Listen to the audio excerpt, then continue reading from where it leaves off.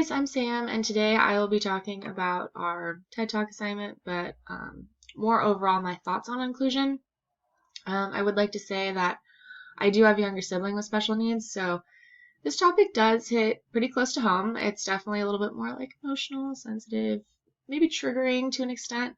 I've seen the pros and cons of inclusion, so I definitely have an opinion on it.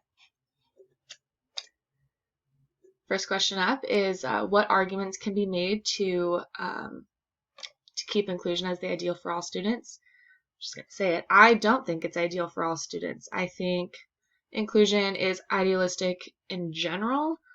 I think given the correct resources, inclusion is great.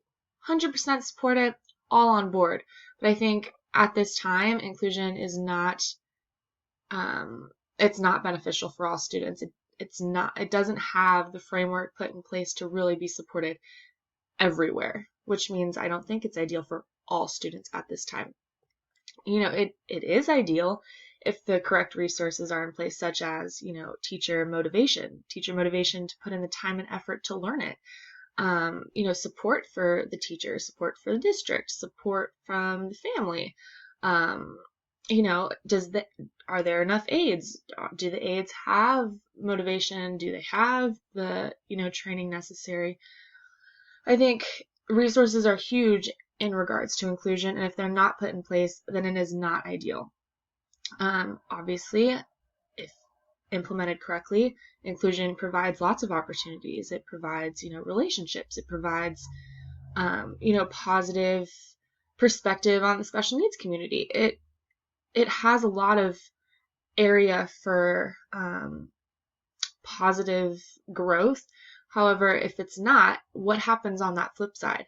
Like how much is the fall if it's implemented poorly? From my experience, it can be pretty dramatic. And what's put into place if it's not going correct? Is the teacher allowed to say, hey, this isn't working? Is the student allowed to say, hey, something's not right? Does the family step up? Does the family even know if it's not working for their student? And if someone does step up, what is put in place to support that situation? Is there support for the situation? I mean, it all goes back to resources and, implementation of this ideal. Now, I've thought a lot about, Point Loma really pushes inclusion. And like I said, I do support it, but I don't think it's 100% the answer as of right now. I think it does make sense, though, for our professors to push this ideal on us, because then we are motivated to implement change once we step into the workforce. So hopefully 10, 20, 30, 40 years from now, hopefully earlier, inclusion would be ideal and would be the norm and fully supported. But at this time, I just don't think it is.